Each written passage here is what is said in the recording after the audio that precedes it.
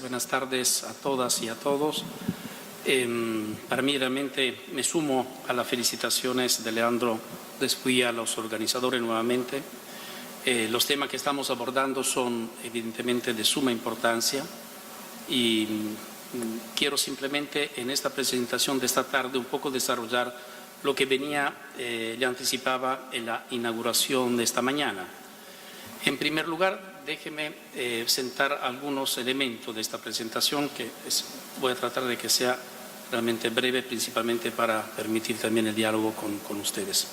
En primer lugar, el enfoque que creo darle es en relación con la responsabilidad que tienen los Estados. No nos olvidemos que los Estados son responsables en materia de derechos humanos, han suscrito una serie de compromisos internacionales y eso significa que tiene que rendir cuenta de cómo lo están llevando adelante, por una parte. Por otra parte, el fenómeno del cambio climático y de la migración son fenómenos que están muy relacionados y yo voy a tratar de enfocarme cómo lo estamos viendo desde Naciones Unidas a partir de dos documentos.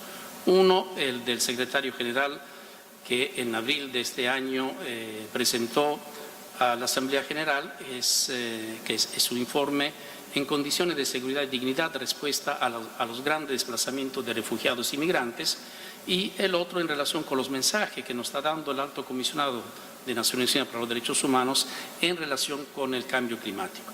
Me voy a concentrar principalmente a cuál es la responsabilidad de los Estados en esta materia. Valga decir que la responsabilidad del Estado resulta, como dije antes, de un compromiso que están asumidos y están prácticamente señalados en los principales instrumentos internacionales de materia de derechos humanos. Y además quiero enfatizar que teniendo una mirada de derechos humanos podemos realmente encontrar políticas públicas, planes de acción, respuesta adecuada que van más allá, a mi modo de ver, en relación con el solo hecho de buscar un documento jurídico que comprometa nuevamente a los países para su cumplimiento. Yo tengo mi propia opinión personal, yo creo que más que instrumentos jurídicos, que sí son importantes, repito, porque establece un debate sobre un texto y obligaciones, es en la implementación, en qué hay que hacer, en planes, en accionar. Y esto lo hemos visto a lo largo de la historia. No nos olvidemos que tenemos un número significativo de instrumentos internacionales que están ahí y muchas veces el trabajo que estamos haciendo es recordar a los países para que los implementen y lo lleven a realidad. Y ahí está, creo, el problema. Entonces, ¿cuál es la responsabilidad del Estado? En primer lugar, mitigar el cambio climático y prevenir su efecto negativo.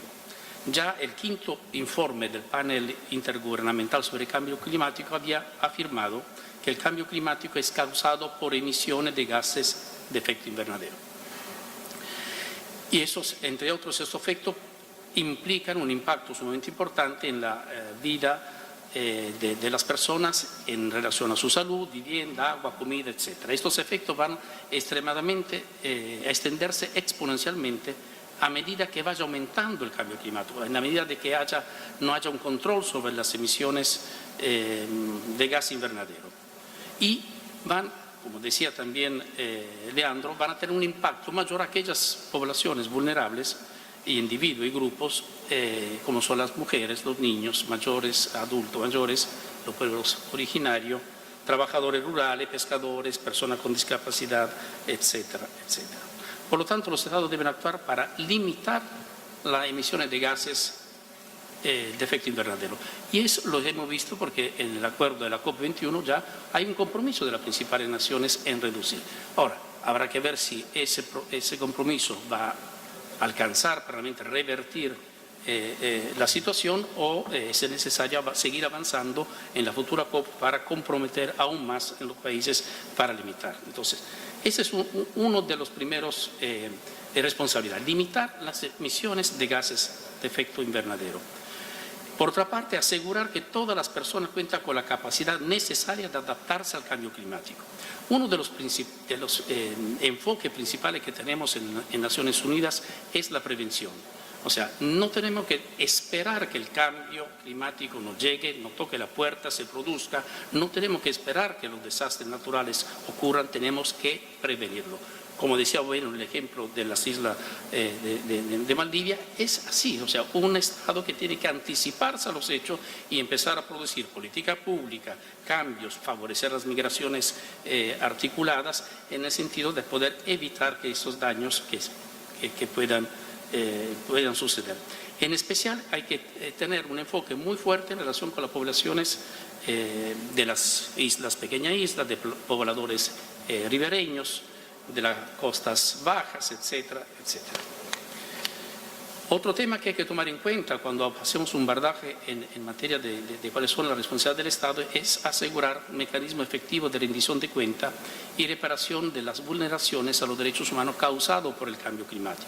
No nos olvidemos que uno de los actores principales en la producción del cambio climático son los Estados, en primer lugar, por dos principales motivos, por acción o por omisión.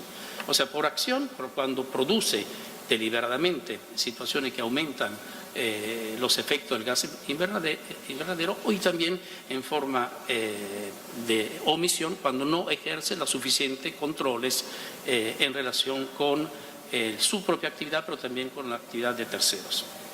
Entonces, los Estados deben rendir cuentas ante los titulares de derecho por su contribución al cambio climático, incluyendo la falta de regulación adecuada de emisiones de productos de actividades bajo su responsabilidad, etc.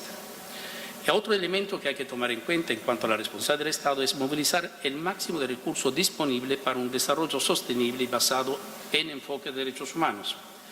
Y bajo este principio, que está en los principales tratados de derechos humanos, especialmente los derechos económicos, sociales y culturales, los Estados están obligados a movilizar y asignar recursos para la realización progresiva de los derechos económicos, sociales y culturales, tanto como para la promoción de los derechos civiles y políticos. La falta de adopción de medidas para movilizar recursos para prevenir vulneraciones previsibles de derechos humanos causados por el cambio climático contraviene esta obligación. O sea, la movilización de recursos para abordar el cambio climático debe complementar y no comprometer otros esfuerzos de los gobiernos para alcanzar el cumplimiento cabal de los derechos humanos.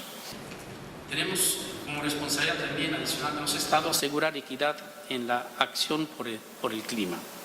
Y eso lo vemos en varios instrumentos internacionales que fueron discutidos y también en declaraciones como la Declaración de Río y la Declaración de Viena y su programa de acción en materia de derechos humanos. Son todos instrumentos que apuntan al derecho al desarrollo que está articulado en la Declaración del Derecho al Desarrollo de Naciones Unidas. Este derecho al desarrollo debe realizarse de manera que satisfaga equitativamente las necesidades ambientales y de desarrollo para las generaciones presentes y futuras. Todos esos conceptos que vemos que se han trabajado desde prácticamente inicio y finales de los 90, están ahora resumidos y recogidos en los objetivos de desarrollo sustentables que fueron aprobados a finales del año pasado por los países de Naciones Unidas y que tienen que rendir cuenta de sus avances al 2030. Otros de las responsabilidades en materia de cambio climático es garantizar que todas las personas disfruten de los beneficios de la ciencia y sus aplicaciones. Todos los Estados deben apoyar activamente el desarrollo y difusión de tecnología de mitigación y adaptación al cambio climático, incluyendo tecnología para la producción y el consumo sustentable. Tecnología ambientalmente limpia y eficiente debería tener un precio accesible, el costo de su desarrollo debería estar repartido equitativamente y sus beneficiarios deberían ser distribuidos entre y dentro de los países con criterio de justicia. La transferencia tecnológica entre países debería ocurrir tanto como sea necesario y propicio para asegurar una respuesta internacional justa. Otro elemento que hay que tener en cuenta es proteger los derechos humanos de los daños producidos por la actividad empresarial. Cuando abordamos el tema del cambio climático, no nos olvidemos esa responsabilidad que tiene el Estado, como dije antes, por acción o por omisión. Por acción, por responsabilidad directa, pero también por omisión. Se ha avanzado mucho con los principios rectores de Naciones Unidas sobre empresas y derechos humanos, tanto es así que tenemos un set de una treintena de principios que hacen énfasis en cuál es la responsabilidad de las empresas en materia de derechos humanos, y principalmente el mensaje es: la actividad empresarial no tiene que producir daño, y si produce daño hay que repararlo. Entonces, hay toda digamos, unas acciones que tienen que tomar las empresas, la famosa due diligence, que hace que tienen que analizarse los efectos de un emprendimiento empresarial a la luz, digamos, de todas las distintas facetas de esa operación. Y es importante y el rol que tienen que jugar las empresas hoy día, más que nunca, es sumamente importante como un aliado del Estado realmente para trabajar en el tema de revertir esa situación en materia de cambio climático, y en especial para introducir nueva tecnología de producción y lo que permita también nuevas maneras también de consumir.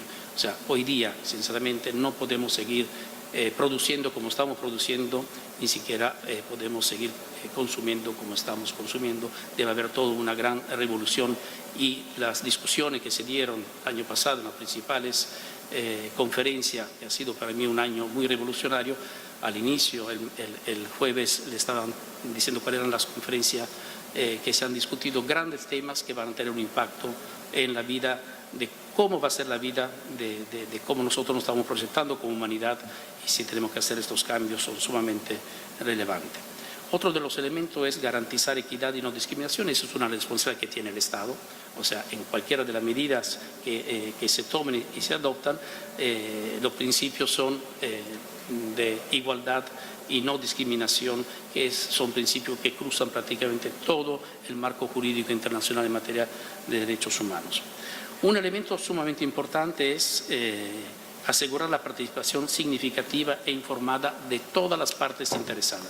Y aquí es un poco también los últimos que hemos visto en los últimos años, la responsabilidad de rendición de cuentas, de transparencia, de acceso a la información que los Estados deben proporcionar, justamente para generar la posibilidad de que haya alertas tempranas y se tomen medidas efectivas frente a las situaciones que se pueden dar.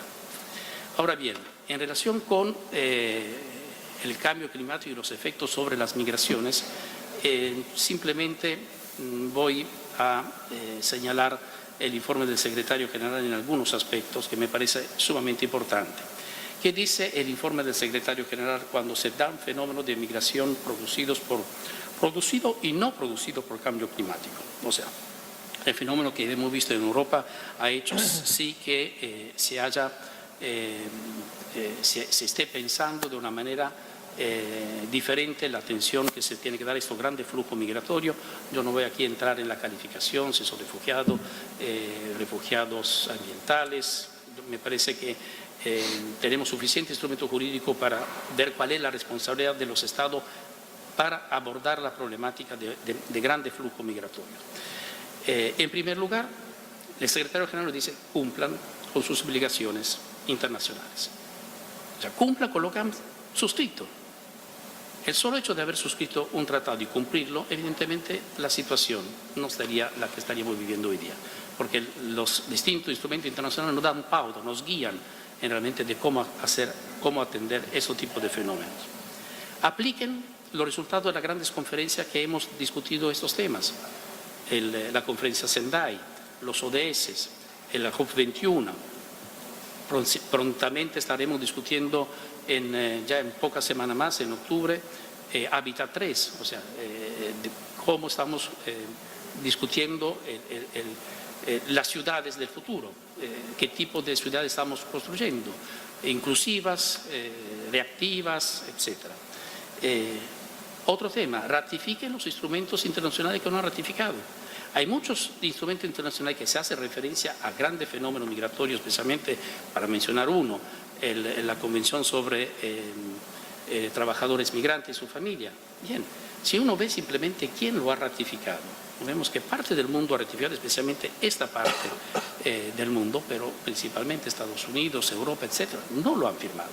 Entonces, Y hay también una responsabilidad, o sea, somos parte de una comunidad internacional, hemos elegido crear un club que se llama Naciones Unidas, ese club establece ciertas normas y lo único que uno espera es que todos los miembros adscriban a esa normativa.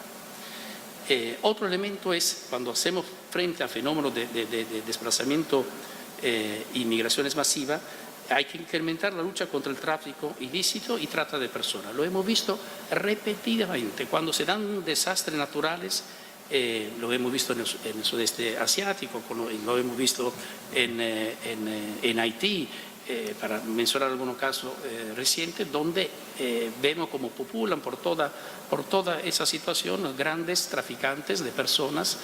Entonces, hay un fenómeno que tenemos que atender, un fenómeno delictual que es sumamente importante. Incorporar los principios rectores del desplazamiento internos. Se ha trabajado mucho en Naciones Unidas, especialmente a partir del fenómeno de desplazamiento interno en esta región, a partir del fenómeno centroamericano y colombiano en su momento. Entonces, hay líneas directrices que nos permitan hacer un abordaje mucho más firme, mucho más, digamos, enfocado en esa situación. Apoyar la reubicación de las migraciones planificada, o sea, si sabemos que hay zonas en las cuales tienen una afectación directa por cualquier situación de inundación, de deslave, de incendio, tenemos que prepararnos para poder hacer esas migraciones de una manera, digamos, digna, y no esperar que haya situaciones de desastre para justamente remover, porque los planes de construcción edilicio en la zona ribereña hay que reverlas todas. O sea, no se puede permitir construir en zonas de riesgos, donde hay basurales, etcétera, etcétera. Examinar la política de detención en las fronteras. O sea, hay situaciones que hay que reverlas urgentemente, donde se produce unas situaciones de detención a buscadores de refugio, de migrantes, etc. Luchar contra la xenofobia. También es eso, en el abordaje que se hace en materia de migraciones, de grandes flujos, el tema de la xenofobia lo estamos viendo día a día en Europa, que es lamentable. O sea, no hemos todavía incorporado ese gen en nuestra lectura de la realidad, en el cual permita ver un drama humano como es el drama humano, sin ponerle color, sin ponerle religión, sin ponerle política en el medio. Y finalmente también hablar de empezar a elaborar frente a fenómenos de migración planes nacionales de inclusión. O sea, la respuesta está, los instrumentos legales lo tenemos. Lo que nos falta es acción. Muchas gracias. Muchas gracias.